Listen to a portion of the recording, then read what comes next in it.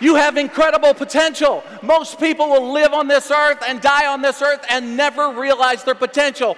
Don't join them.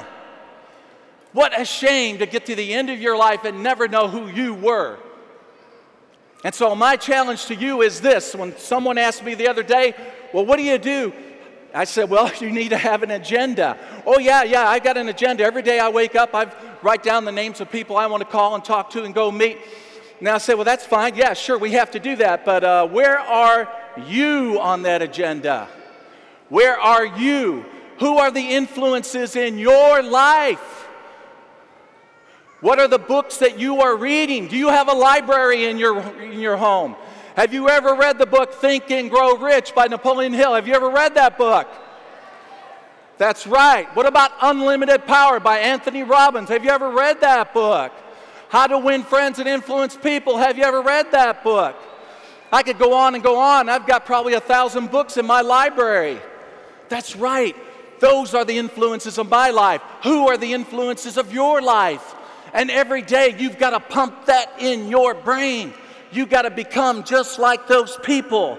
I've always believed if you want to be successful, simply study and model what successful people do. And you can do it.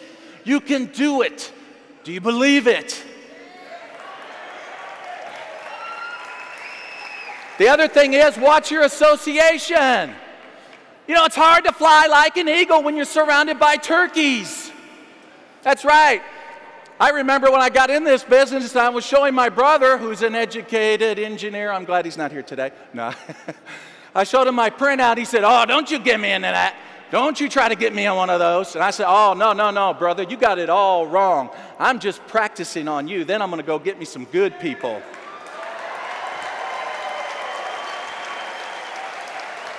Yeah, that's what family's for, practice. Somebody says, should I get my family? Absolutely, you should get your family. Try it. Practice on them, then go get some good people. That's right. See, I don't worry about rejection. I was told by my sponsor, if I went out and got 100 no's, I would be a very rich man. I said, 100 no's? Really? He said, yeah, by the time you get to number 100, you're going to be a pretty wealthy guy. Your checks are going to be big. So that's how I feel about rejection. Somebody says no, I say, thank you. You put me that much closer. You know, the thing is, I found when I did that, you know, it's called the takeaway. You know, all of a sudden then they want to join me. Oh, I really didn't mean no, you know. Well, I'd like to spend my remaining minutes talking about my story.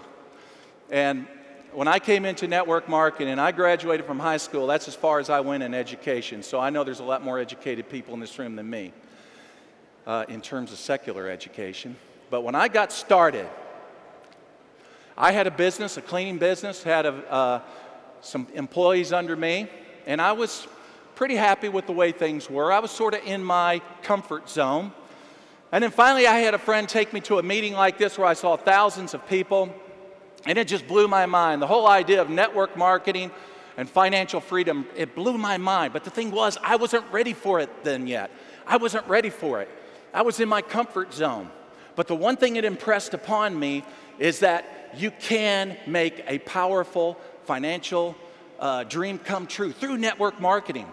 It wasn't until about a year later that my two major accounts that I had wanted to save money. And you know what they did? They said, goodbye, Jeff.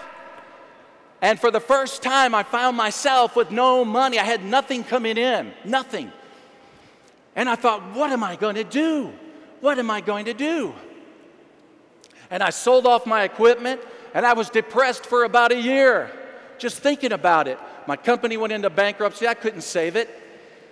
And I remember I even came home one day, and my wife looked at the messages on the answering machine. There was 100 messages from my creditors. She said, what are you going to do? I said, I'll show you. And I walked up to the answering machine, and I unplugged it, and I plugged it back in, and I said, wow, look at that. It went back to zero. That's what I did.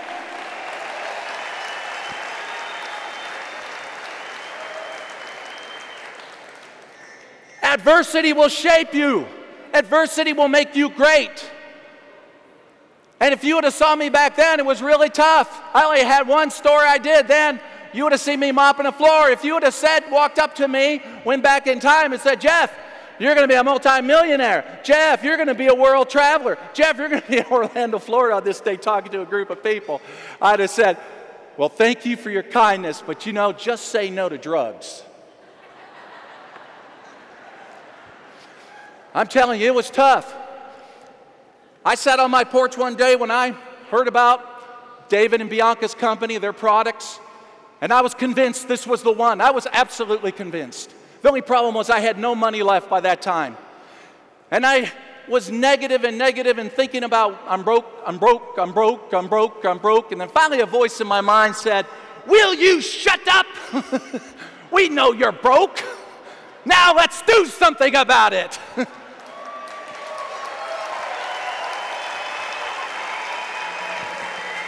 Your worst associations can sometimes be you.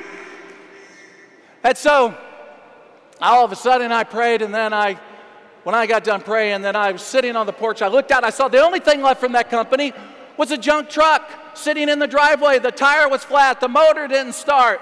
I kept the window down so the neighborhood cat could sleep in it. That way I show God I'm trying to do something, right? Can't do much good. And then I thought to myself, well, this is what I'll do. I'll sell that junk truck to the junk man, and I'll use that money to get started. I called the junk man. He came out and gave me $400 for that junk truck. I put $200 into products to get started. $200. Keep that in mind. The other $200 I bought groceries with, because at that time I was very thin. I wasn't eating too much those days. And I got started. My sponsor was kind to me. He knew I couldn't afford a phone bill, so hey, he mailed me a cell phone. The only problem was I didn't get any reception there. And so I would drive up in the country, up into the farm hills of Tennessee, to some farmer's place. I would open up his cattle gate, drive my car in, close the gate, get the notes out on the hood, and start making prospecting calls and appointments with people. That was how I did it. And that was my executive office suite. And the hygiene wasn't so great, you know, because as you can see, when I talk, I like to walk. But in that office, you have to watch where you walk. You have to really watch it. I'm talking to somebody, and all of a sudden, yeah, this is a great opportunity. Those were very challenging times. I was several months behind on my car payment. And that month, I had not paid my electricity payment. I can remember one day I heard a knock at the door, you know, and I opened up the door, and this man said, sir, I'm here to collect your check for the electricity. You haven't paid your electric bill. And I said, oh, yeah, you're right. I'm sorry. I said, I'll tell you what. Let's go out to my car. My checkbook is in my car. And I'll pay you. Oh, okay, sure. So we walked out there, and as we walked out there to my car, I looked. Where's my car? My car's gone. The bank had come and got my car. And I looked at the man, I said, where's my car? And he looked at me like I was crazy, like, why would I know?